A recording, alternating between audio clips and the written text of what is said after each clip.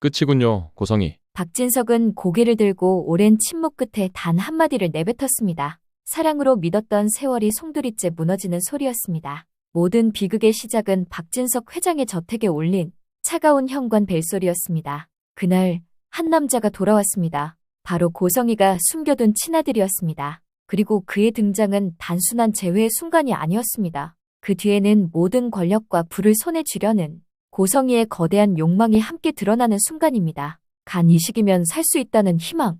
그 말은 구원이 아니라 잔인한 미끼였습니다. 미국에 머물러야 했던 한우진이 그 모든 경고를 무시하고 한 걸음에 한국으로 돌아온 이유. 그건 오직 진실을 직접 확인하기 위해서였습니다. 한우진은 믿고 싶었습니다. 하지만 그가 마주한 건 피보다 냉정한 욕망으로 살아온 엄마 고성이의 진짜 얼굴이었습니다. 고성이는 자신의 건강을 위해 자신의 재산을 위해 심지어 자신의 친딸마저 이용할 줄 아는 여자였습니다. 겉으로는 자애로운 미소를 짓고 속으로는 사람의 생명을 계산하는 냉혹한 두 얼굴. 그녀의 탐욕은 결국 아들을 불러들였고 그 아들은 이제 그 죗값을 돌려주려 합니다. 그리고 그의 든든한 조력자가 된 박진석 회장.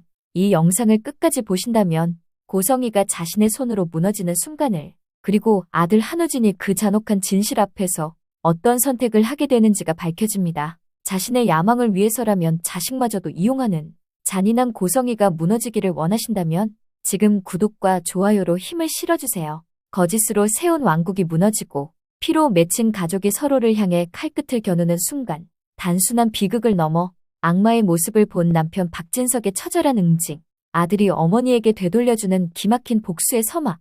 지금 시작합니다. 저녁 식사를 마친 박진석 회장과 영라가 다가올 전시회를 앞두고 기뻐하던 그때 약속에 없던 낯선 청년이 현관 앞에 서 있었습니다. 창백한 얼굴, 말라버린 체구. 하지만 그 눈빛만은 낯설지 않았습니다. 고성이를 꼭 닮은 차가운 빛. 그는 바로 미국에서 돌아온 그녀의 아들 한우진이었습니다. 고성이는 예상치 못한 그 짧은 순간에도 놀라울 만큼 빠르게 머리를 굴렸습니다. 거실 안의 공기가 얼어붙자 고성이는 애써 미소를 띠며 침착하게 말을 꺼냈습니다. 거실 문이 열리자마자 공기가 잠시 멎었습니다. 정갈한 정적 속으로 낯익은 얼굴이 들어섰습니다. 엄마, 낯선 듯 그러나 익숙한 목소리. 한우진이 문 앞에 서 있었습니다. 고성이의 표정이 순간 굳었습니다. 눈빛이 흔들렸지만 그녀는 단 1초의 틈도 허락하지 않았습니다.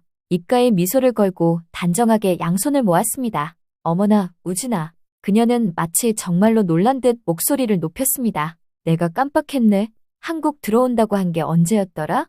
요즘 정신이 없어서 이렇게 갑자기 오면 다들 놀라잖아. 한우진은 이렇게까지 진실을 감추며 욕망을 포장하는 친엄마의 모습이 역겨웠습니다. 순간 가족들의 시선이 우진과 성희를 번갈아 오갔습니다. 박진석은 눈을 동그랗게 뜨며 언뜻 반가움과 의문이 섞인 미소를 지었습니다. 박진석은 그저 이 상황을 담담한 표정으로 바라봤고 박영란은 어리둥절한 얼굴로 물 한 모금도 삼키지 못했습니다. 그러나 고성이는 단호했습니다. 소개가 늦었네요. 한우진이에요. 다들 처음 보죠?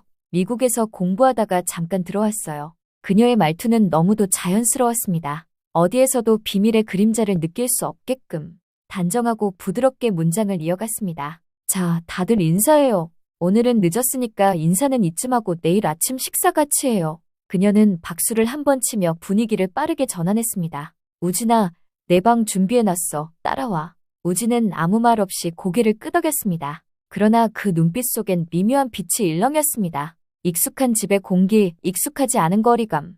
고성이는 계단 쪽으로 걸음을 옮기며 아무렇지 않은 듯 앞장섰습니다. 한편 모두가 잠든 밤. 고성이는 조용히 한우진을 불렀습니다. 그녀의 발걸음은 조용했지만 한 걸음마다 긴장이 묻어났습니다. 방문이 닫히자 얼굴에 걸렸던 미소가 순식간에 사라졌습니다. 한우진, 너 지금 뭐 하는 거야? 목소리는 낮고 단단했습니다. 한우진은 아무 말 없이 고성이를 바라봤습니다. 그 침묵이 오히려 고성이를 더 자극했습니다. 내가 뭘 했어? 제발 조용히 있으라고 했지? 고성이의 말투에는 애정도 설득도 없었습니다. 살아남으려면 입 다물라는 냉정한 협박이었습니다. 내가 살게 해준다 했잖아. 조금만 참으면 모든 게 끝나고 나면 너도 편히 살 수 있다고. 그런데 왜 하필 지금 나타나서 이 난리를 치는 거야? 고성이의 손끝이 미세하게 떨렸습니다. 분노와 두려움이 뒤섞인 그 표정엔 자신이 쌓아올린 세상이 흔들릴지도 모른다는 불안이 숨어 있었습니다. 한우진은 고성희에게 되물었습니다. 도대체 절 이렇게까지 숨기는 이유가 뭐예요? 언제까지 숨고만 살아야 해요? 고성희는 곧장 손을 들며 단호하게 잘랐습니다. 우진아, 내가 지금 어떤 상황인지 잘 알잖아. 간 수치가 조금이라도 오르면 이식조차 불가능해져. 그녀는 숨을 고르며 말을 이었습니다. 그 전에 해야 해. 그 전에 모든 걸 끝내야 해.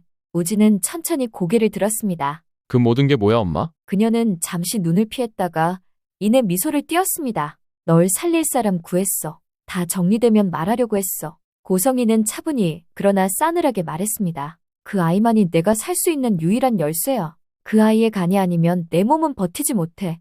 우진의 얼굴이 굳었습니다. 그는 한 발자국 물러섰지만 고성희는 조용히 다가왔습니다. 그러니까 제발 지금은 숨죽이고 있어야 해. 그녀의 손끝이 아들의 어깨를 꽉 움켜쥐었습니다. 한국에선 누구도 내 상태를 알아선 안 돼. 병원 기록도 다 정리해놨어. 미국 병원엔 내가 연락했으니까 걱정 마. 그녀의 치밀함은 섬세했고 오히려 섬뜩했습니다. 언론은 물론 가족들조차 모르게 해야 해. 그냥 내가 공부하며 잘 지내다 잠깐 한국 들어온 거라 하면 돼. 약은 꼭 내가 준 시간에만 먹어. 혹시라도 손이 떨리거나 얼굴이 창백해지면 그때는 그냥 피곤한 척해. 우진은 말없이 고개를 끄덕였습니다. 고성희의 눈빛이 차갑게 번쩍였습니다. 우진아, 내가 여기까지 오는데 얼마나 걸렸는지 알아? 아빠 잃고 가진 것 하나 없이 바닥부터 다시 시작했어. 그런데 이제야 손에 잡힐 듯한 이 자리를 순순히 내줄 것 같아? 고성희의 목소리는 점점 낮아졌지만 그 속엔 굳은 결의가 묻어 있었습니다. 주도권, 재단의 이름, 그리고 나의 명예, 이건 다 너를 위해서야. 내가 건강하게 돌아와야 내가 지켜온 모든 것도 지켜질 수 있어. 우진은 묵묵히 그녀를 바라봤습니다. 그러나 그 눈빛에는 더 이상 순응이 없었습니다. 그는 알고 있었습니다. 어머니의 말 속 너를 위해서가 사실은 나를 위해서라는 뜻이라는 걸. 그럼에도 불구하고 한우진은 고개를 끄덕였습니다. 성희는 미소 지었습니다. 그래, 착하지. 잠시만 버티면 돼. 모든 게 제자리로 돌아오면 그땐 우리 둘 다 아무 일 없던 사람처럼 살 수 있어. 고성희는 자리에서 일어나 테이블 위 서류 봉투를 우진에게 내밀었습니다. 이건 병원 일정표야. 이식 전까지는 절대 과로하지 말고 해외 이동은 내가 다 조율할 거야. 우진은 봉투를 받아들며 이내 입술을 깨물었습니다. 한편 곧 다가올 그날의 만남이 엄청난 비극을 불러올 줄 그 누구도 알지 못했습니다. 지강호는 친구의 가게에서 허드렛 일을 하고 있었습니다. 그가 투덜거릴 때 문이 열렸습니다. 조용히 들어선 이는 누나 지은호였습니다. 지강호, 너 언제까지 이렇게 시위할 건데? 그 부름에 지강호는 짜증스럽게 고개를 돌렸습니다. 또 뭐야? 지강호, 너 계속 이러고 살 거야? 엄마가 걱정해. 이제 집으로 돌아와. 그녀의 목소리는 애써 차분했지만 그 안에는 간절함이 묻어 있었습니다. 하지만 지강호는 그 따뜻함이 싫었습니다. 걱정? 그 입으로 걱정이란 말을 하냐? 그는 비웃듯 코웃음을 쳤습니다. 지강호는 눈길조차 주지 않았습니다. 잔소리 말고 돈이나 줘. 뭐라고? 돈 말이야. 나도 숨 좀 쉬어야지. 가족이면 그 정도는 해줄 수 있잖아? 너 때문에 내가 희생한 내가 못 받은 돈들. 어쩜 넌 그렇게 뻔뻔하냐? 우리 집에 들어와서 내 거 다 뺏어 놓은 주제에. 그 한마디에 지은호의 입술이 떨렸습니다. 정말 너무하다. 그렇게 보기 싫으면 내가 호적에서 나가줄까? 내가 나가면 집으로 들어올 거니? 그녀의 말은 조용했지만 단단했습니다. 지강호는 잠시 멈칫했지만 곧 비아냥거리듯 웃었습니다. 나갈 거면 돈은 주고 나가. 멀리서 그 장면을 지켜보던 고성희는 고급 세단 안에서 조용히 웃었습니다. 내 딸이지만 저렇게 물러터져선 세상 못 살아. 그녀는 창문 너머로 지은호의 뒷모습을 바라보며 혀를 찼습니다. 인생 공부 좀 해야지. 그녀는 전화를 걸었습니다. 내가 말한 거 내일 바로 진행해요. 지강호한테 돈맛 좀 보게 해요. 확실하게. 네. 전화를 끊은 고성희는 천천히 선글라스를 끼며 미소 지었습니다. 돈이 곧 교훈이지. 그리고 차는 유유히 어둠 속으로 사라졌습니다. 한편 한우석은 며칠째 잠을 이루지 못했습니다. 그토록 기다리던 간접합 기증자가 갑자기 나타났다는 소식. 너무 완벽했고 너무 갑작스러웠습니다. 이게 우연일까? 그는 손가락 마디를 꾹꾹 눌렀습니다. 왠지 모를 불안이 가슴을 쿡쿡 찔렀습니다. 엄마 고성희가 그토록 집요하게 감추던 그 기증자. 그 이름 뒤에 무언가가 숨어있을 것만 같았습니다. 불안이 가시질 않던 그때 한우석의 머릿속에 한 가지 생각이 지나갔습니다. 다음 날 정기검진을 위해 병원에 들른 한우석. 우석은 슬쩍 시계를 보며 자리를 떴습니다. 그의 발걸음은 병원 원장실로 향했습니다. 원장은 환한 미소로 우석을 맞이했습니다. 오랜만이네요, 우석 씨. 건강은 괜찮나요? 우석은 고개를 숙이며 공손히 인사했습니다. 네, 원장님 덕분에요. 그는 일부러 망설이는 표정을 지었습니다. 다름이 아니라 엄마가 부탁하신 게 있어서요. 연락 혹시 못 받으셨어요? 유 원장은 처음 듣는 말이라는 듯 어리둥절했습니다. 아, 바쁘셔서 깜빡하셨나 봐요. 제 기증자 관련 서류 있잖아요. 그걸 잃어버리셨다고 하시더라고요. 저보고 대신 다시 받아오라 하셨어요. 원장은 잠시 고개를 갸웃했습니다. 그 중요한 서류를 여사님이 잃어버리셨다고요? 그는 믿기지 않는다는 듯 눈썹을 찌푸렸습니다. 우석은 억지로 미소를 지었습니다. 그러니까요. 저도 놀랐어요. 그날 다른 서류랑 같이 정리하시다가 착오가 있었나 봐요. 저한테 주시기로 했는데 검증 김에 받아가려고요. 원장은 잠시 망설이다가 이내 서랍에서 파일을 꺼냈습니다. 글쎄요, 다시 만들어드리면 되겠죠. 여사님께 이런 불편 드릴 순 없으니까. 프린터 소리가 잔잔히 울렸습니다. 서류 한 장, 또 한 장. 종이 위엔 이름과 일련 번호, 혈액형, 적합 수치가 적혀 있었습니다. 여기 있습니다. 기증자 정보는 극비지만 여사님이면 신뢰하니까요. 그는 웃으며 봉투를 내밀었습니다. 우석은 두 손으로 조심스레 봉투를 받았습니다. 감사합니다, 원장님. 정말 감사드립니다. 병원 문을 나서자 차가운 바람이 얼굴을 스쳤습니다. 심장이 미묘하게 떨렸습니다. 주차장 구석, 우석은 사람 없는 벤치에 앉았습니다. 서류 봉투를 꺼내며 숨을 고르듯 손끝을 떨었습니다. 이제 알 수 있겠지. 봉투를 열자 하얀 종이가 눈앞에 펼쳐졌습니다. 한 줄 한 줄 시선이 따라 내려갔습니다. 적합자, 지은노. 순간 세상이 멈춘 듯 했습니다. 종이를 쥔 손끝이 하얗게 질렸습니다. 지은노? 숨이 목구멍에 걸렸습니다. 머릿속이 새하얘졌습니다. 기억 속에서 엄마의 말들이 떠올랐습니다. 간이식만 성공하면 다 제자리로 돌아올 거야. 그 아이만이 내가 살 수 있는 유일한 열쇠야. 그제서야 모든 퍼즐이 맞춰졌습니다. 엄마가 그토록 애지중지하며 아끼던 존재. 그건 다름 아닌 지은호였습니다. 자신을 위해 모든 것을 내어주었던 친구. 그런 친구를 배신하고 얻은 삶이 과연 진짜 삶일 수 있을까요? 안 돼. 우진의 입에서 나직한 신음이 새어나왔습니다. 다른 사람은 몰라도 은호에게만큼은 절대로 그럴 수 없었습니다. 욕망과 양심이 처절하게 맞부딪히는 순간 그는 마침내 결단을 내렸습니다. 서류를 품에 꼭 끌어안은 채 우진은 비틀거리며 일어섰습니다. 이제 그가 가야 할 길은 단 하나뿐이었습니다. 이 끔찍한 진실을 세상에 알리고 무엇보다 자신보다 소중한 친구를 그 비정한 덫에서 구해내야만 했습니다. 결심을 굳힌 우진의 눈빛은 더 이상 희망을 좇는 환자의 것이 아니었습니다. 그 눈 속에는 친구를 지켜야 한다는 절박함, 그리고 인간의 탈을 쓴 욕망에 대한 분노가 번뜩이고 있었습니다. 그는 품속에 서류를 단단히 움켜쥔 채 쿵쾅거리는 심장을 안고 저택을 뛰쳐나왔습니다. 차가운 밤 공기가 살을 내듯 파고들었지만 한우석은 멈출 수 없었습니다. 지금 이 순간에도 아무것도 모른 채 자신을 믿고 있을 은호의 얼굴이 그의 발걸음을 재촉했습니다. 한우석 향하는 곳은 단 한 곳.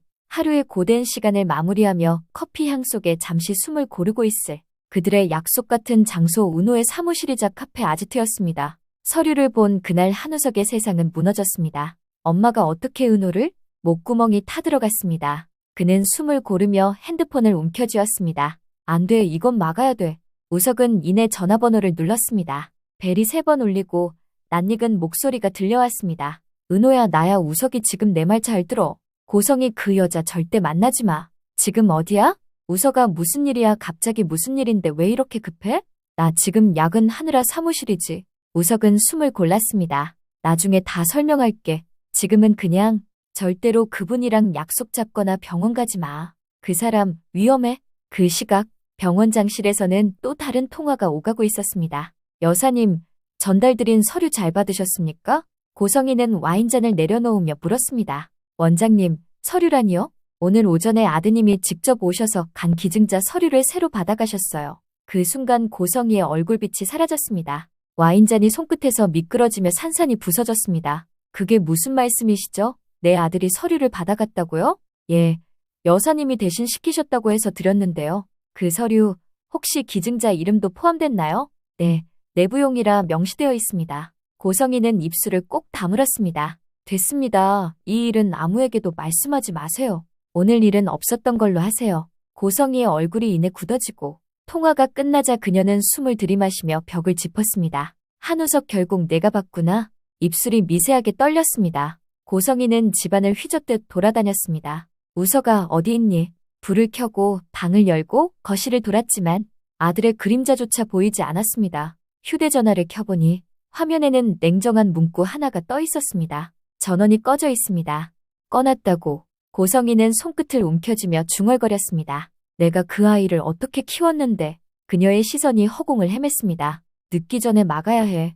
그녀는 스스로에게 중얼거렸습니다. 은호를 만나면 모든 게 끝이야. 고성이는 구두로 바닥을 찍으며 급히 은호 사무실이 있는 건물 쪽으로 걸음을 옮겼습니다. 그런데 그때 입구 앞에서 낯익은 뒷모습이 보였습니다. 한우석이었습니다. 그녀는 본능처럼 그 이름을 불렀습니다. 우석아. 우석이 천천히 돌아섰습니다. 얼굴엔 피곤함과 슬픔이 뒤섞여 있었습니다. 엄마, 그의 목소리는 낮고 조용했습니다. 지금 어디 가는 거야? 고성이는 아들의 팔을 잡았습니다. 마침내 모든 운명의 발걸음이 한 지점에서 멈춰섰습니다. 모든 시선이 얼어붙은 그 순간 가장 먼저 움직인 사람은 고성이었습니다. 그녀는 차 문을 열고 천천히 내렸습니다. 눈앞의 세상은 보이지 않았습니다. 오직 하나, 자신의 아들 한우진만이 보였죠. 그녀의 발걸음은 절박했고 그 속에는 아들을 잃을지도 모른다는 공포와 모든 것을 망칠지도 모른다는 분노가 뒤섞여 있었습니다. 우진아, 잠깐. 그녀가 외쳤습니다. 카페 문을 잡으려던 우진이 놀라 고개를 돌렸습니다. 여기서 이러지 말자. 안에 들어가서 도대체 뭘 어쩌겠다는 거니? 그녀의 목소리는 떨렸지만 눈빛은 여전히 날카로웠습니다. 주변을 두리번거리는 그 눈동자엔 두려움보다 계산이 먼저였습니다. 그러나 고성이는 몰랐습니다. 한우석은 그 순간 본능적으로 누군가에게 전화를 걸어둔 채란 사실을 말입니다. 우진아, 엄마 말만 들어. 은호의 간만 받으면 너는 살 수 있어. 그 일만 잘 끝나면 회장님 재산은 전부 우리의 것이 될 거야. 영란은 재벌가에 시집 보내면 그만이지. 성질하고 해봤자 먹다 버린 아들인데 회장님도 다 넘기기만 하면 끝인 거야. 고성이의 목소리는 이미 인간의 온기를 잃은 욕망의 도구로 물들어 있었습니다. 우진은 고개를 떨군 채 낮게 물었습니다. 엄마, 진짜 왜 이렇게 망가지셨어요? 은호는 제 친구예요. 우린 피를 나눈 가족이라고요. 알고 있어. 고성이는 아무렇지 않게 대답했습니다. 친구이자 내 동생이지. 하지만 그게 어때서? 가족은 서로 돕고 살아야지. 그 애가 아무 쓸모없이 사느니 너라도 살릴 수 있다면 그게 옳지 않겠니? 우진의 얼굴이 창백해졌습니다. 그게 사람의 말이에요? 그게 어머니의 사랑이에요? 그녀는 대답하지 못했습니다. 입술만 떨리고 눈빛은 공허하게 흔들렸습니다. 그 순간 한우석은 휴대폰을 차갑게 들어보였습니다. 통화 화면에는 아버지라는 글자가 선명했습니다. 아버지, 다 들으셨죠? 수화기 넘어 한동안 답이 없었습니다. 어떤 고함보다 무서운, 길고 무거운 침묵이 흘렀습니다. 그 길로 집으로 향한 고성이는 무언가에 홀린 듯 두려움에 떤 채 현관문을 열었습니다. 여보. 성의에 떨리는 부름이 허공으로 흩어졌습니다. 박진석 회장은 서재 한켠에서 한참 동안 녹음 파일을 바라보고 있었습니다. 그 안에서 들려오는 아내의 목소리는 너무도 낯설었습니다. 은호의 간만 받으면 돼. 박 회장이 알아선 안 돼. 그분도 이용해야 하니까. 우진이만 살리면 모든 건 내 것이 돼. 말끝마다 섞인 냉혹한 계산. 그건 그가 평생 함께했던 내조의 여왕의 목소리가 아니었습니다. 그날 밤 박진석은 천천히 서재 문을 열고 나왔습니다. 손에는 그녀의 목소리가 담긴 휴대폰이 들려 있었습니다. 순간 공기가 멎었습니다. 박진석은 녹음 파일을 재생했습니다. 거실 한가운데서 울려 퍼지는 자신의 아내의 목소리. 그 속에서 그녀는 남편을 속이고 자식의 생명마저 거래하듯 말하고 있었습니다. 파일이 끝나자 박진석은 휴대폰을 천천히 내려놓았습니다. 고성이 당장 내 집에서 나가. 여보, 제발 오해하지 마세요. 그녀는 다급히 다가왔습니다. 전부 우리 가족을 위해서였어요. 당신이 만든 걸 지키기 위해서였다고요. 이건 다 꾸민 일이에요. 내가 덫에 걸린 거라고요. 제발 내 말 좀 들어봐요. 박진석은 씁쓸한 듯 짧게 웃었습니다. 지킨다고? 당신은 사람의 생명을 도구로 바꾸고 사랑을 거래로 만든 사람이야. 그는 테이블 위에 서류 뭉치를 던졌습니다. 이혼 서류야. 이미 도장 찍어놨어. 여보, 정말 이럴 거예요? 더 험한 꼴 보기 전에 당장 나가. 그의 목소리는 흔들림이 없었습니다. 그는 인터폰을 눌렀습니다. 보안팀, 지금부터 이 집의 출입 권한에서 고성의 이름 즉시 삭제해. 그리고 모든 개인 짐은 내일까지 정리하도록 해. 순간 성희의 얼굴이 하얗게 질렸습니다. 당신 정말 나를 이렇게 내쫓을 수 있어요? 그는 냉정하게 답했습니다. 당신이 나와 우리 가족을 내쫓았죠. 나는 이제 제자리를 되찾을 뿐이야. 보안 요원들이 다가오자 성인은 비틀거리며 뒤로 물러섰습니다. 진석 씨, 제발 한 번만 다시 기회를 줘요. 그는 고개를 돌리지도 않은 채 말했습니다. 기회는 사람에게 주는 거요. 당신은 이미 인간이기를 버렸어. 그 말 한마디에 성희의 다리가 풀려 그대로 무릎을 꿇었습니다. 박진석은 등을 돌리고 서재로 향했습니다. 그의 걸음에는 슬픔이 있었지만 그보다 깊은 건 결단의 무게였습니다. 사랑은 용서할 수 있어도 인간의 탈을 쓴 탐욕은 용서받지 못하지. 그날 밤 내조의 여왕이라 불리던 여자는 자신의 탐욕으로 무너졌고 박진석은 마침내 냉철한 정의를 세웠습니다. 결국 그날 밤 모든 진실이 폭풍처럼 터져나왔습니다. 고성이가 쌓아올린 거대한 욕망은 한순간에 무너져 내렸습니다. 아들을 살리겠다는 이름 아래 감춰졌던 탐욕, 그 잔혹한 계획은 결국 아들의 양심과 박진석의 정의 앞에서 산산이 부서졌습니다. 이제 거짓된 혈연의 사슬을 끊어낸 지은호. 그녀는 과연 이 깊은 상처 위에 다시 희망의 싹을 틔울 수 있을까요? 오늘 이야기는 여기까지입니다. 다음 이야기가 궁금하시다면 구독과 좋아요 잊지 마세요. 오늘도 함께 해주셔서 진심으로 고맙습니다.